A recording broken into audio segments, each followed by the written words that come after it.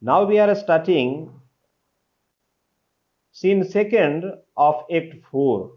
The setting is Malaprop's lodging,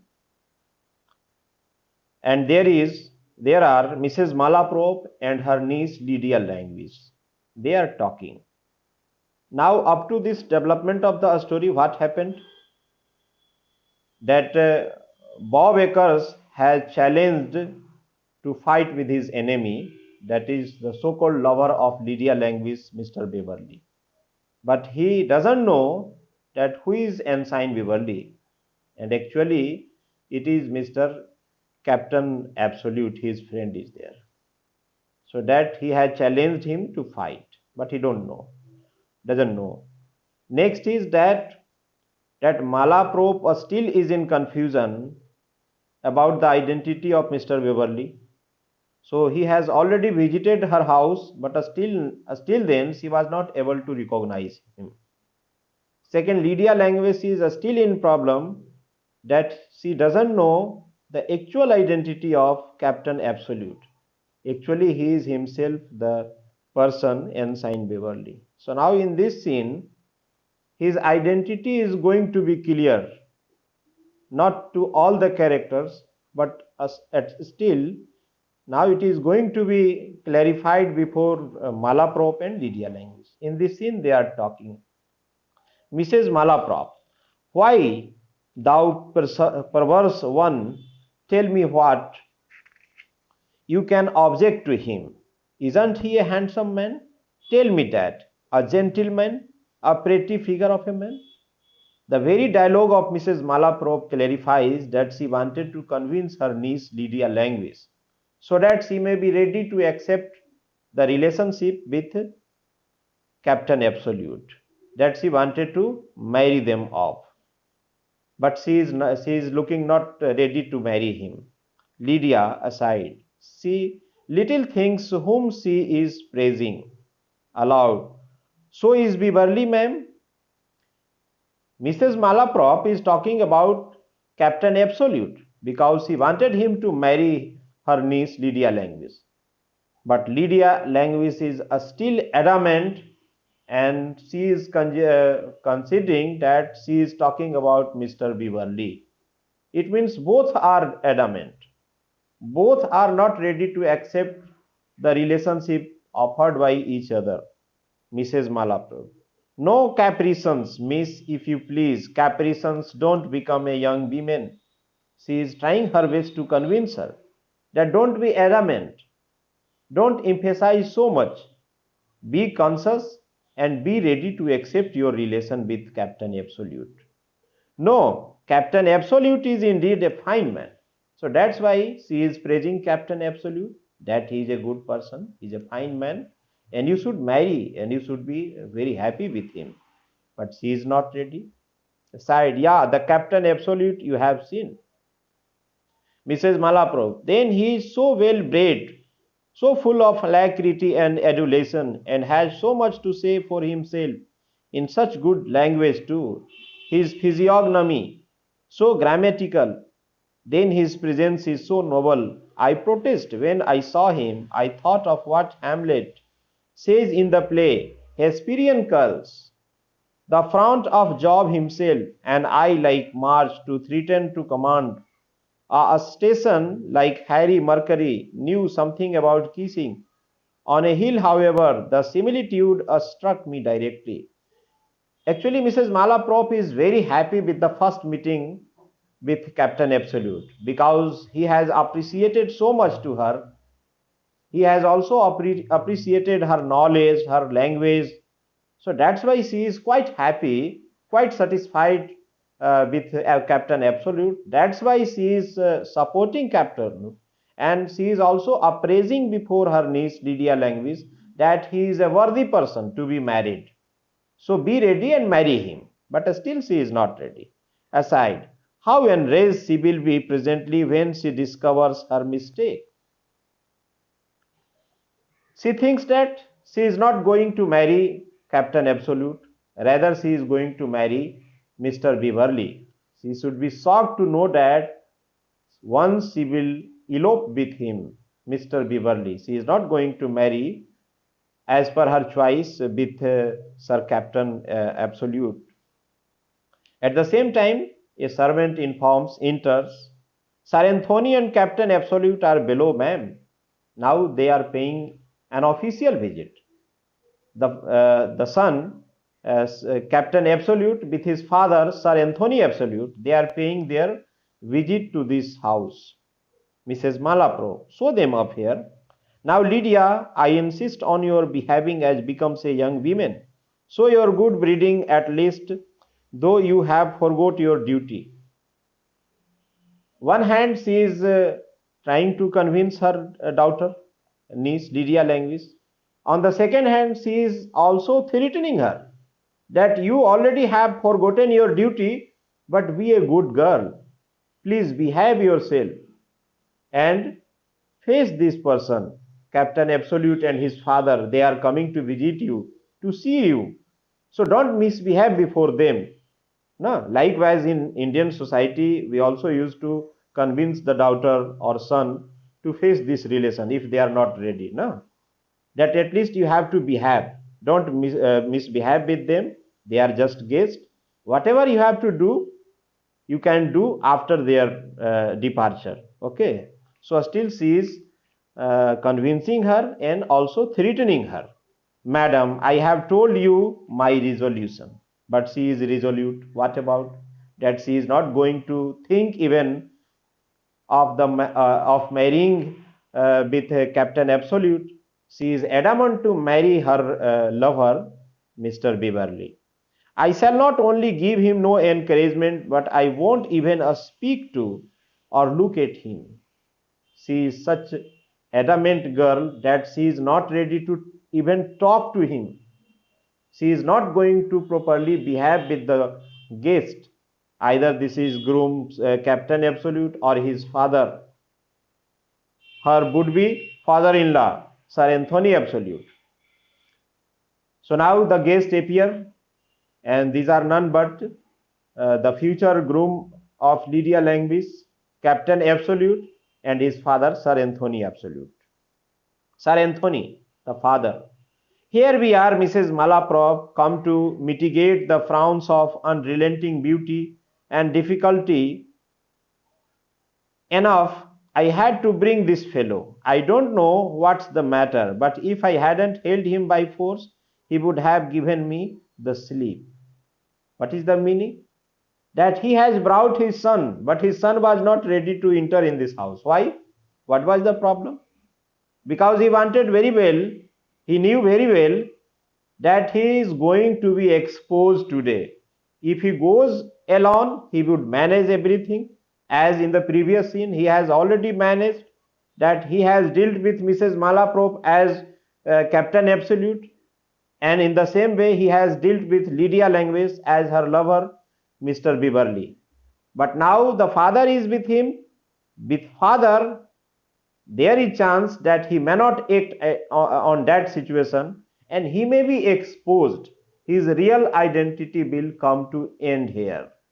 So that's why he was not ready, and forcefully he has been brought here. Mrs. Malapro, you have infinite trouble, Sir Anthony, in the affair. I am ashamed for the cause.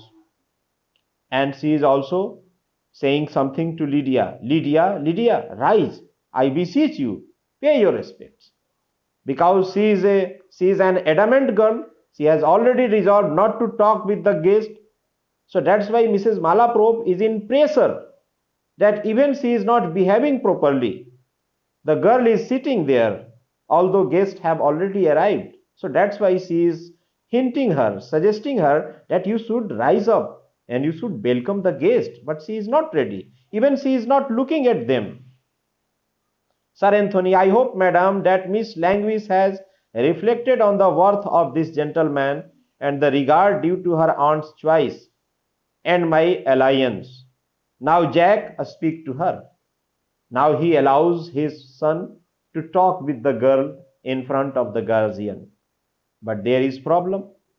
If he will talk to the lady, Lydia Languis, and if she sees him, his real identity will come out, and he will be exposed that actually it is not Ensign Beverly, he is also Captain Absolute, the same.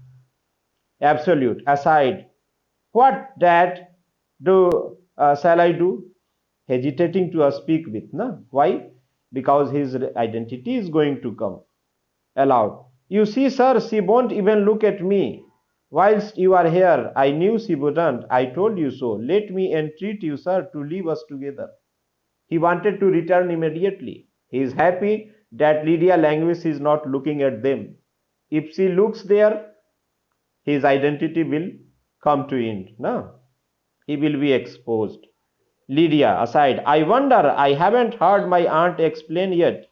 Sure, she can't have looked at him. Perhaps their regimentals are alike and she is something blind. Lydia also is not looking, and still Mrs. Malaprop is not able to identify him, that who is this person. Sir Anthony, I say, sir, I won't stir a foot yet. Mrs. Malaprop, I am sorry to say, Sir Anthony, that my affluence over my niece is very small. Turn round, Lydia, I blush for you. Now she is feeling shame for her, that her daughter, Lydia Languis, is not ready to welcome the guest, and she is not ready even to talk to the boy. Sir Anthony, may I not flatter myself that Miss Languis will assign what cause of dislike she can have to my son? Why don't you begin, Jack? He is also suggesting, hinting his son to talk to the girl. Mrs. Malaprop is also suggesting and hinting the girl to talk to the boy, but both are not ready to talk to each other. If they will try to talk to each other, their identity will be clear. It is impossible, Sir Anthony. She can have any. She will not say she has. Answer her, see. Why don't you answer? She is also chiding her daughter, that why are you not talking with the boy? The boy is standing there. Sir Anthony, then madam, I trust that a childish and hasty predilection will no bar to Jack's happiness. Jones, Sirrah, why don't you speak? The father is surprised that such a talking boy, why he is not talking to the girl? Because he doesn't know the problem, that how can he talk with his own beloved, because he has promised to love and marry him as Ensign Beverly, and now he has presented himself as Captain Absolute. How can he talk? Lydia, I think my lover seems as little inclined to conversation as myself. How strangely blind my aunt must be. Madam, him. Absolute attempts to speak. Faith, sir, I am so confounded and so confused. I told you I should be so, sir, I knew it. The tremor of my passion entirely takes away my presence of mind. He is quite in confusion. He is not in a position to talk to the girl. So still they haven't looked each other. The boy haven't looked the girl hasn't looked even the boy. But it don't take away your voice, fool, does it? Go up and speak to her directly. Both the guardian are anxious that they should start talking to each other, but the birds, they are not ready to talk to each other.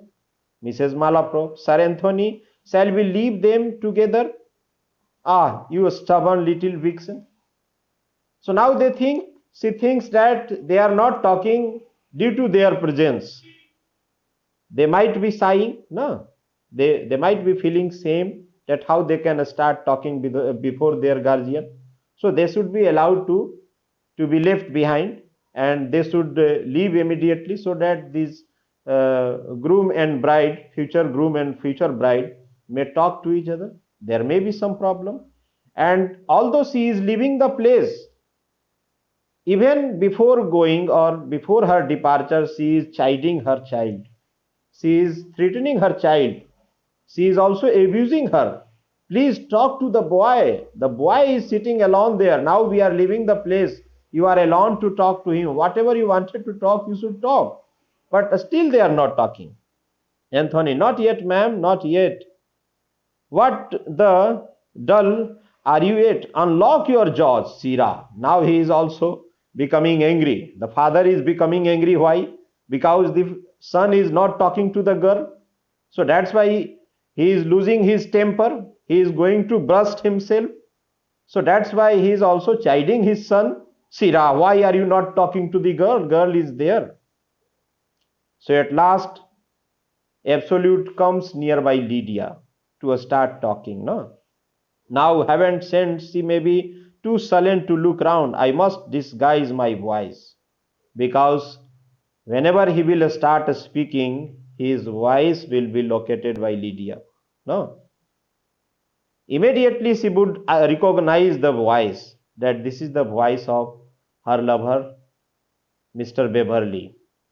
So will not Miss Languish lend an ear to the mild accounts of true love? Will not. So that's why Captain Absolute, he is trying his best to try to speak in another voice, so that he may not be recognized by his lover Lydia Languish. Sir Anthony, what he do else the fellow? Why don't you speak out, not stand croaking like a frog in a quincy? No, so he speaks like frogs, but here he has kept mum. He is so silent. He is just a disciplined child. He is not a speaking. A child behaves before his teacher, just like he is behaving before Lydia Languish. Either he must be feeling shy, or he may be afraid, but the real problem is that he is not ready to speak, because whenever he will speak, he will be identified by Lydia Languish. Absolute. The excess of my awe and my modesty quite choke me. Sir Anthony, your modesty again.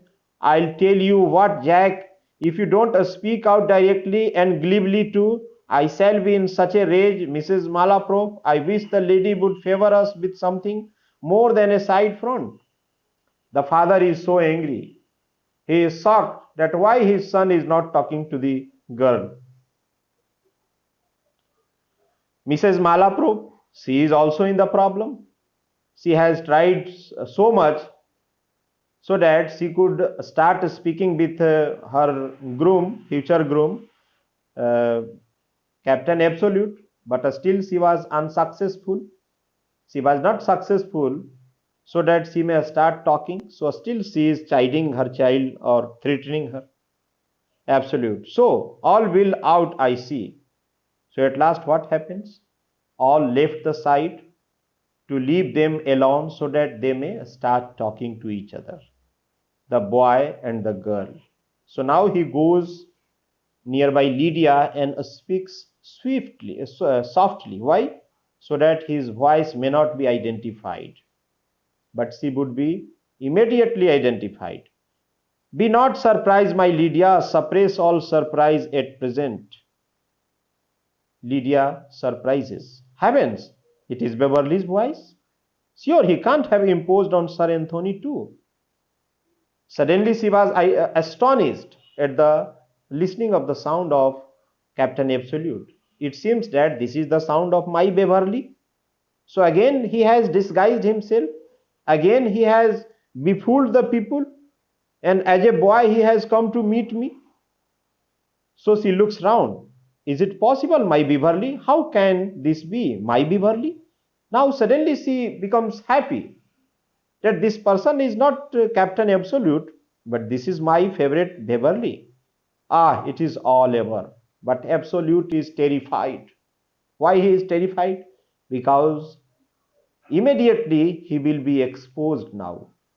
The real identity will come before Lydia Languish. Beverly, the devil, Beverly, what can the girl mean? This is my son, Jack Absolute. But son, when the father listens that he has been called as Beverly, he is also surprised and shocked, because he was also observing the conversation. That she is asking him, she is calling him Beverly, but this is my son, this is not Beverly. Mrs. Malaprop, for shame, hussy, for shame. Your head runs so on the fellow that you have him always in your eyes. Beg Captain Absolute's pardon directly. The lady is also surprised. She is also shocked to listen the statement of her daughter, her child, Lydia Language, that she says him Mr. Beverly. He is not Mr. Beverly. That's why she is surprised. And she thinks that this is the problem due to what? Actually, she all time remembers her uh, beloved lover Beverly. That's why there is the impression of Mr. Beverly in her eyes. That's why everywhere and in everybody she is watching Beverly. So that may be the confusion. Lydia, I see no Captain Absolute but my loved Beverly. But she is quite confirmed that this is not Captain Absolute, but this is her Beverly, the lover. Sir Anthony Jones, the girl's mad, her brain's turned by reading. Again, he is shocked and he thinks that this girl is a mad girl. She has been mad. Why? Because she reads too much novel.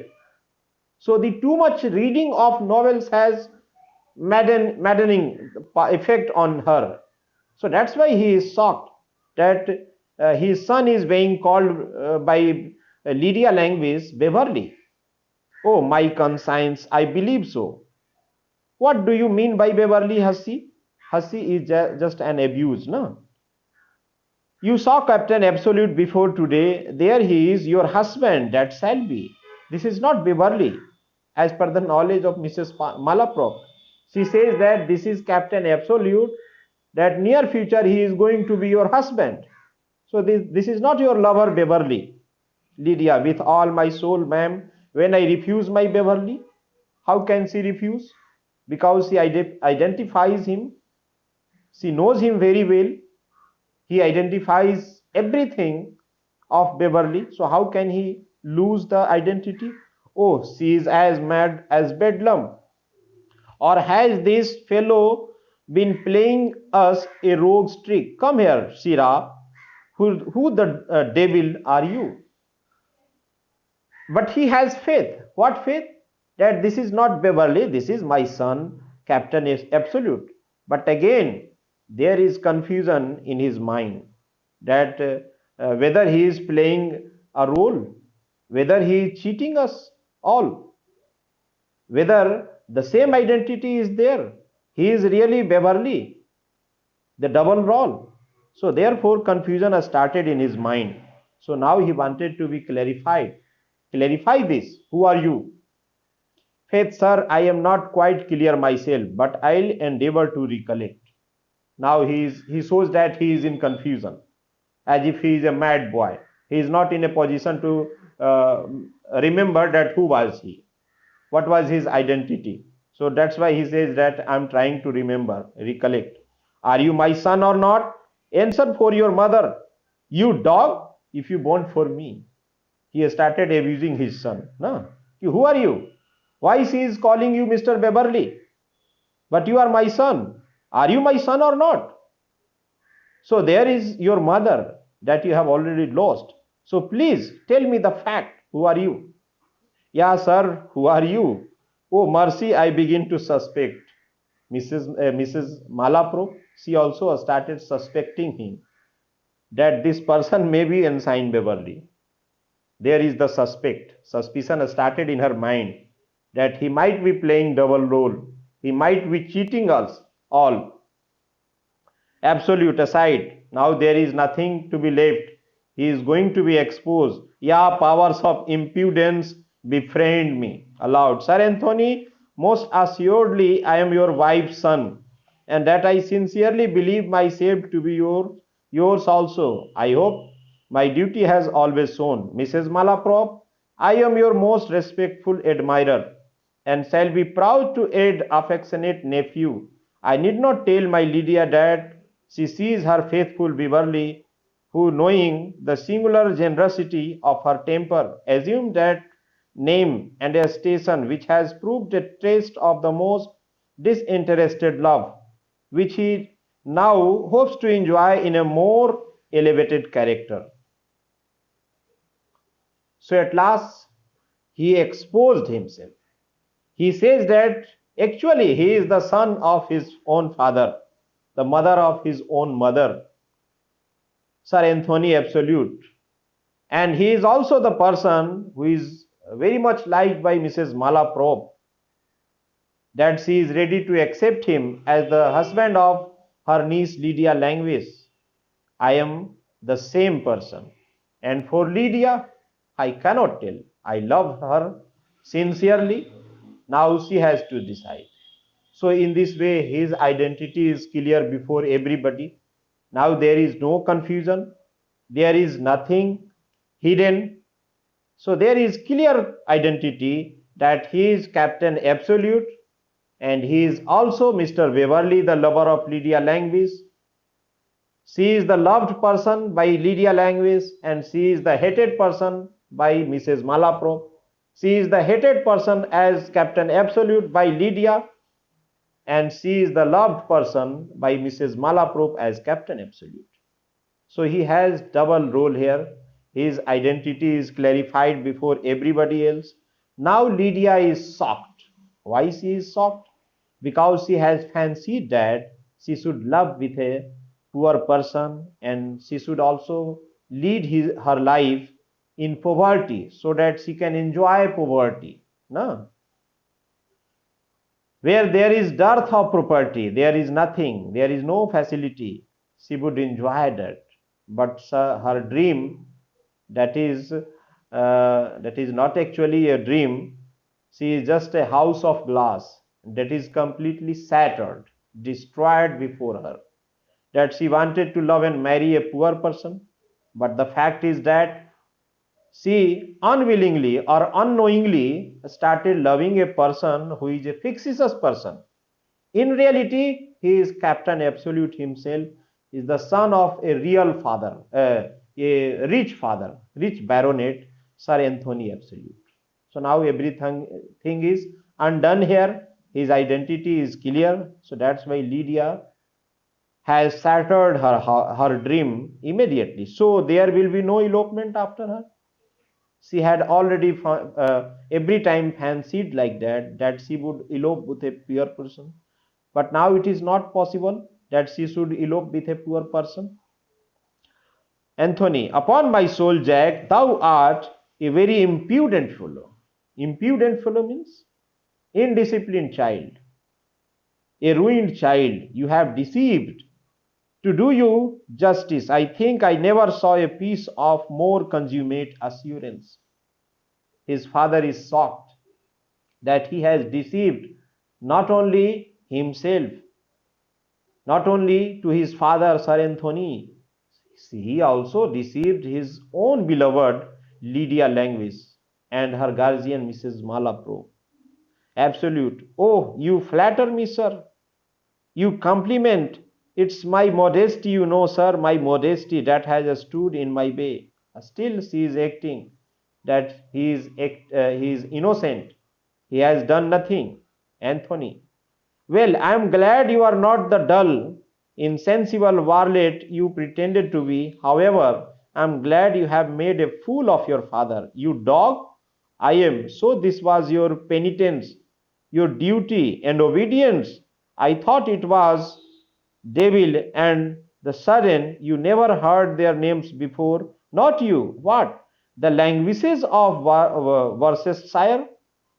Hey, if you could please me in the affair, it was all you desired. Ah, you dissembling village. What? She squints, don't she? A little red-haired girl. Hey, why, you hypocritical young rascal? I wonder you ain't ashamed to hold up your head. Now he is very angry because he has been himself deceived by his son, Captain Absolute. So first time when he was telling about Lydia Languis, he shows at that time he showed that he doesn't know who is Lydia Languis or where does she live and who is Mrs. Malaprop. When she was described about by his father, Sir Anthony Absolute, she was quite unaware of the identity. He was talking like she squints, a fair girl, as if he doesn't know anything about Lydia Languis. But the fact was that, and he also claimed that he was a loyal son, he was an obedient son. So that's why he has surrendered himself He has sacrificed himself before the decision of his father, like a disciplined child. But everything, it was a deceit. His father was deceived. That's why he is angry and abusing his son. Absolute. It is with difficulty, sir. I am confused, very much confused, as you must perceive. But now he is not in a position even to speak a word. He is confused. Mrs. Malaprop, oh Lord, Sir Anthony, a new light breaks in upon me. Hey, how, what, Captain? Did you write the letters then? What? Am I to thank you for the elegant compilation of an old weather-beaten sea dragon? Hey, oh mercy, was it you that reflected on my parts of a speech? She is also angry. Mrs. Malaprop is also angry because she has been also several times mocked by Captain Absolute. She has written so many letters to her daughter Lydia Languis, and in that letter he has also mocked it. He also laughed at the character of Mrs. Malapro. That's why she is angry that you have deceived me also. Dear sir, my modesty will be overpowered at last if you don't assist me. I shall certainly not be able to stand it. Sir Anthony, come, come, Mrs. Malapro, we must forget and forgive Oates' life. Matters have taken so clever a turn all for a sudden that I could find in my heart to be so good humored and so gallant. Hey, Mrs. Malapro. But they are guardian, they are parents of the children, they are ready to even forget them that they have committed their crimes, mistakes, and as a guardian they are ready to forget these all humors and all this has been done to them, and they are ready to bless them all that they should be happy in their life, they should marry each other because even the turn is in good direction, there is no harm, so that they should marry each other and they should be happy. But as they are thinking the situation is like that,